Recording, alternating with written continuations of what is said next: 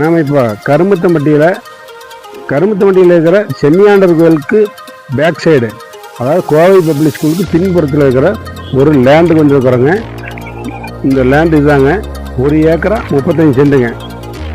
நல்லா அருமையான சுற்றி வீடு உள்ள ஏரியா. நல்லா லேண்ட் ஒரு ஃப்ளாட்டான இடங்க. நல்லா பாருங்கள், தண்ணி சௌகரியம், தென்னை தோப்புக்கு டேங்க் இருக்குது. நல்லா அருமையான இடங்க. தண்ணி சௌகரியம், வாட்டர் சோர்ஸ் உள்ள இடங்க.